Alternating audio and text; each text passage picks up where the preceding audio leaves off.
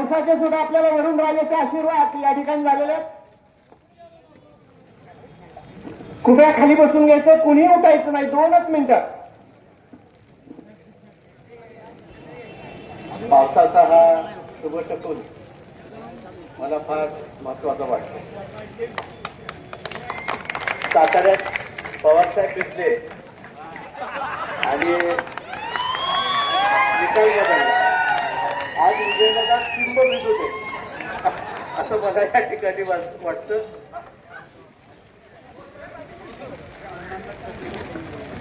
विजयराव बोरावके देखील भरपूर भिजू देत असं मला या ठिकाणी वाटतं. माझ्या मित्रांनो, मी काय करण्यासाठी भूमिका घेतली ते मी आज या ठिकाणी पहिल्यांदा सांगतो. रामासमोर उभा आहे. दहशतमुक्त फलटण हे माझं मुख्य कारण आहे की फलटणमध्ये दरारा असावा पण दहशत नसावी. मला अजून एकच स्पष्ट प्रश्न आहे सगळ्या समोर, ते सगळ्या लोकांना विचारायचा आहे. जाधववाडी वाढली, कुळकी वाढली, ठाकूरकी वाढली, धुळदेव वाढला, चौदरवाडी वाढली. मलठणूक का वाढलं नाही हो? मलठणूक का वाढलं नाही? कोणालाही स्वतःच्या खलाटे साहेब, तुम्हाला जर प्लॉट दिला मलठण मध्ये आणि लक्ष्मीनगर मध्ये तर कुठं घ्या सांगा ना, आणि मग बाजू घेत जा. विषय असा आहे की प्रत्येकाला फलटणमध्ये, प्रत्येक शेतकऱ्याला फलटणमध्ये आपलं स्वप्नातलं घर असावं असं वाटतं. मग त्या ठिकाणी का नसावं असं वाटतं? नेमकं त्याच कारणासाठी मी पवार साहेबांची तुतारी स्वीकारलेली आहे आणि त्या तुतारीतून मी कधीच परत येणार नाही आहे हे पण मी सांगतो. खरं सांगू का, आम्ही पुष्कळ प्रयत्न केला रामराजांनी की तिकीट न मिळावं या उमेदवाराला, परंतु कुठल्याही प्रकारे मित्र पक्षांना विचारात न घेता किंवा मोहिते पाटील ज्यांनी निवडून दिलं ह्या मंडळींना त्यांनाही विचारात न घेता सगळ्यांना अक्षरशः कोलून ही उमेदवारी दिली गेली. जनाधार तर असला पाहिजे ना, जनाधार असणं गरजेचं आहे असं मला वाटतं कुठलाही उमेदवार देताना.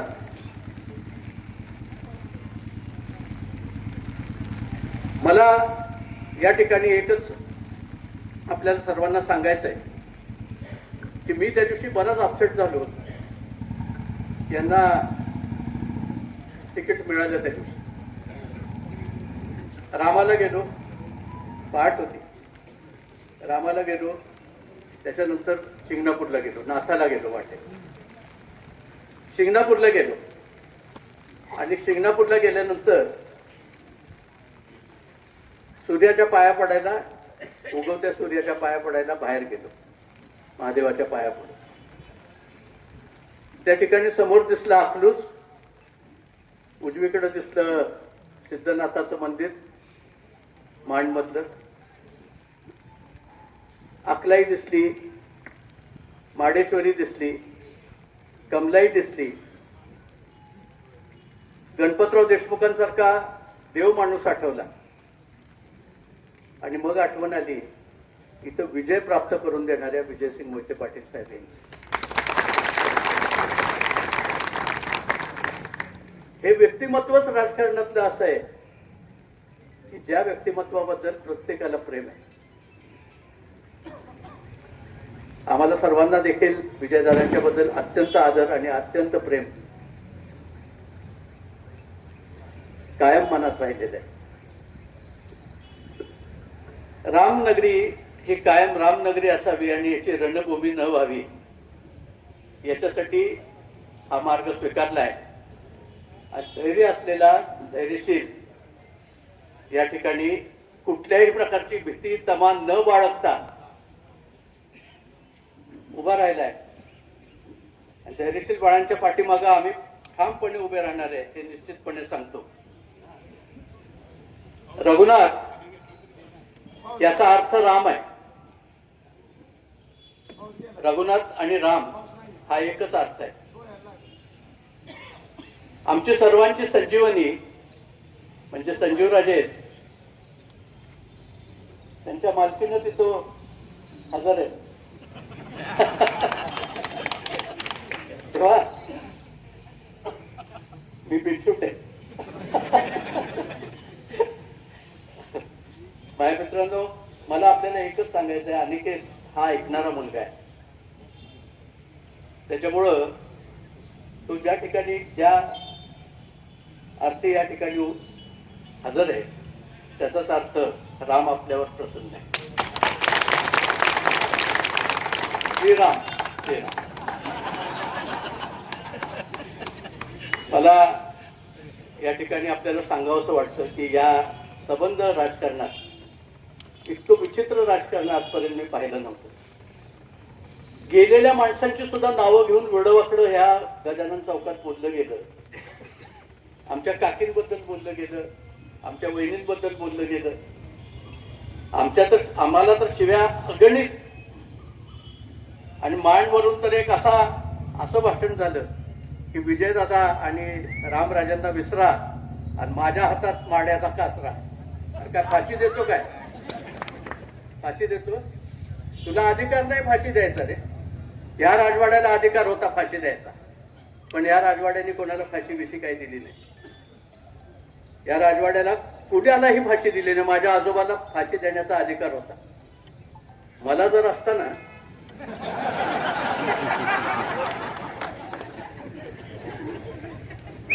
तर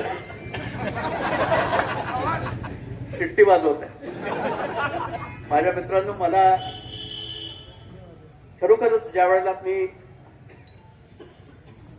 काही इथल्या दडपणांमुळं, काही इथल्या कार्यकर्त्यांना असणाऱ्या त्रासामुळं रामराजांनी महायुती बरोबर जाण्याचा जो विचार केला त्याच्यात तो काही मला सहन झाला नाही.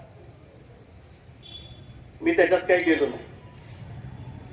त्याचं कारण असं आहे, संजीवराजे रामराजे गेले, आम्हाला काही त्रास नव्हता, परंतु कार्यकर्त्यांना दादा दररोज त्रास होता. दररोज त्रास.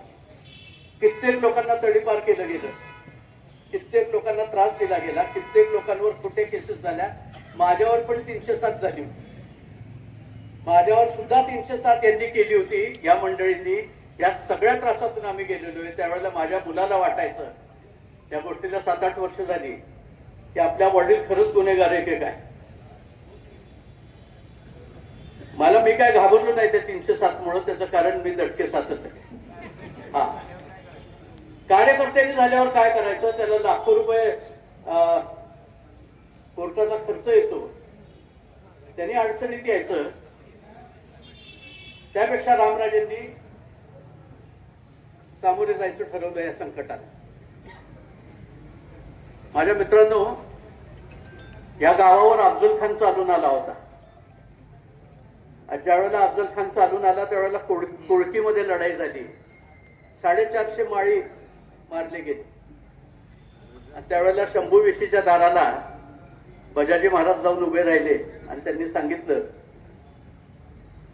की मला अटक करा, परंतु माझं गाव बेचिराग करू नका. आणि त्यावेळेला नरसोबाचं देऊळ बेचिराग केलं गेलं. अफजल खानाने नरसोबाचं देऊळ पाडून टाकलं. आणि आता मी म्हणतोय, ते जर खोटं वाटत असेल तर मागं जाऊन बघा, त्या जबरेश्वराच्या मंदिरातल्या मूर्त्या देखील तोडलेल्या आहेत. त्या काळात तोडलेल्या मूर्ती अजून त्याचे वण दाखवतात. हा प्रसंग ह्या तालुक्यात, ह्या गावात, ह्या शहरात पुन्हा न घडू आणि ही रामनगरीच राहो म्हणून घेतलेली ही पावलं आहेत. आणि पवार साहेब हा माणूसच असा आहे की ज्याच्या मागे करिश्मा आहे. दादा आहे, दादांच्या अंगावर 4 थेंब परमेश्वरांनी पाडून आपल्याला निदान हा भागाचा आशीर्वाद दिलाय, माड्याचा आशीर्वाद दिलाय असं मी समजतो. विचार करून बघा ना, हे सईबाईचं माहेर आहे. दादा हंबीरराव मोहिते घराण्यातले आहेत. वर माने आहेत. शंभू महादेवाचा आदेश आहे. माडेश्वरी आमचीच आहे. कमळाई देखील आमचीच आहे. कमळाई जी होती ती कमळाईचा असा राजा रावरंबा नाईक निंबाळकरांची कमळाई, तिची आरतीच अशी होती की आलो मी करमाळापुरीला तुझ्या सगळा आश्रयाला, पण पहिला मुद्रा मात्र माझा कल्पतनपुरीला.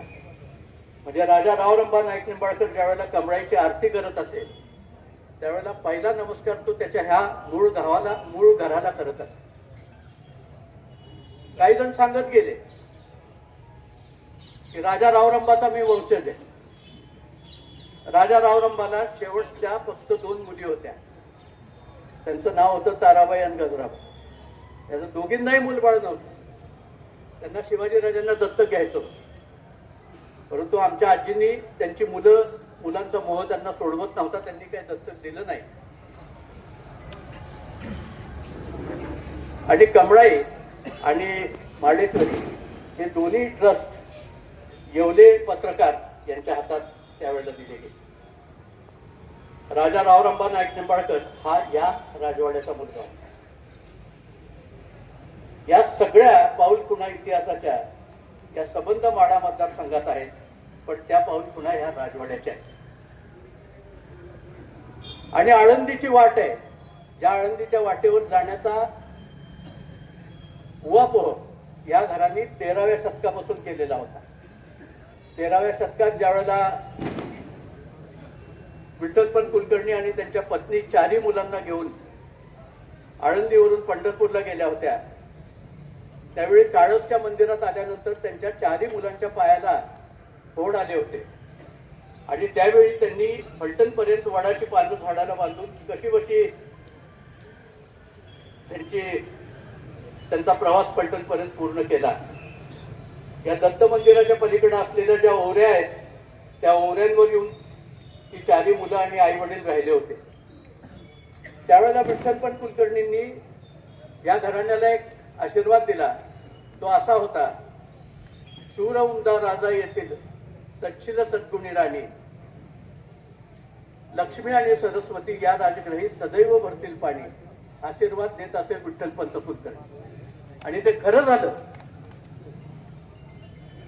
परमेश्वरांनी हा शब्द खरा केला. संस्थान गेलं.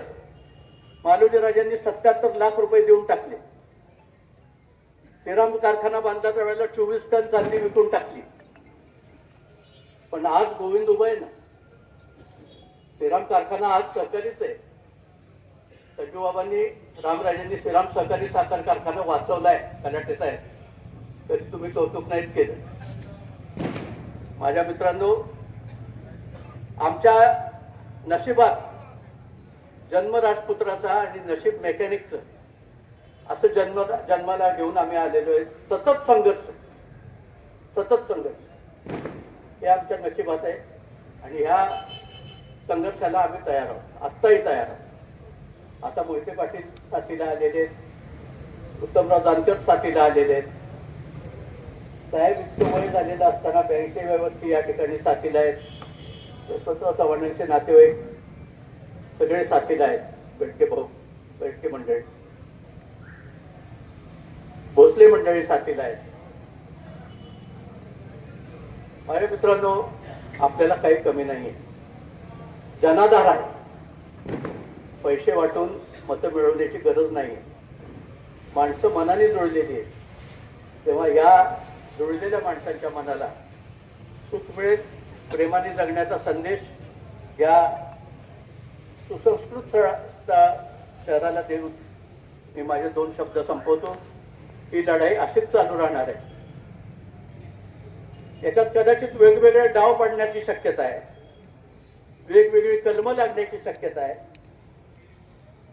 धैर्यशील बाळांच्यावर 302 लागण्याचा प्रयत्न चालू आहे, पण मोहिते पाटील भीत नाहीत आणि त्यालाच मोहिते पाटील म्हणतात. माझ्यावर अजून 307 लागल, 302 लागल, अजून काय वाटतील ते लागू शकतं. मला काय फिकीर नाही. आणि तुम्हाला हे लागू नाहीत सगळी कलमं, म्हणून ही लढाई आहे. नाहीतर कॉम्प्रोमाइज करून काय ह्या लोकांना काय संध्या मिळत नव्हत्या काय? दररोज मिळते वेगळी ऑफर. एकच खासदारकी 35 लोकांना ऑफर केली आहे.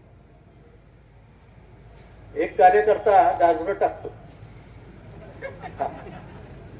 आणि माढा मतदारसंघात गाजरं पडतात, इतकी गाजरं पडतात की तासाला 1,00,000 कोटी रुपये येतात.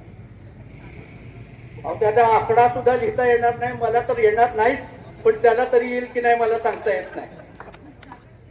चार्टर्ड प्लेन जातात, चार्टर्ड प्लेन जातात. आता आमच्यातले काही जण गेलेत, खूप जनाधार असलेले, त्यांना चार्टर्ड प्लेन घेऊन जाणार आहे, फडणवीस साहेबांना भेटून घेऊन येणार आहे आणि नंतर त्यांचं मतपरिवर्तन होणार आहे. मला जास्ती कोणाबद्दल काही बोलायचं नाही.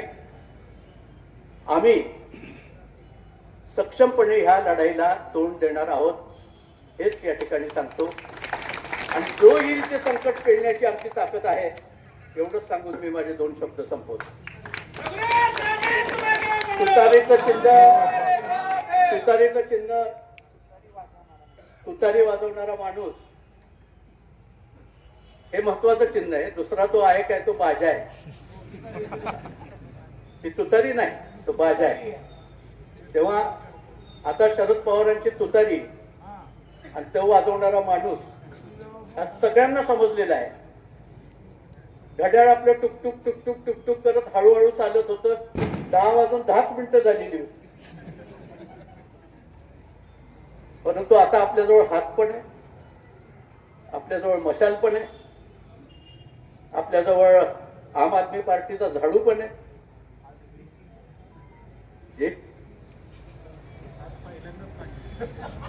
आपल्याजवळ तुतारी पण आहे आणि आपल्याजवळ विजयदादा आहेत. आपल्याला आशीर्वाद रामाचा आहे, श्रीरामाचा, आणि आपल्याला आशीर्वाद विजयदादांचा आहे, साहेबांचा आहे, मोठ्या साहेबांचा आहे, विजयराव बोरोक्यांचा आहे. सर्व मंडळींच्या आशीर्वादाने आपण पुढे जाऊयात आणि दहशतमुक्त फलटणला आणि एका आदर्श माढा मतदारसंघाला इज्जतदार लोकांच्या हातात देऊयात, एवढंच मी सांगतो आणि माझे 2 शब्द संपवतो.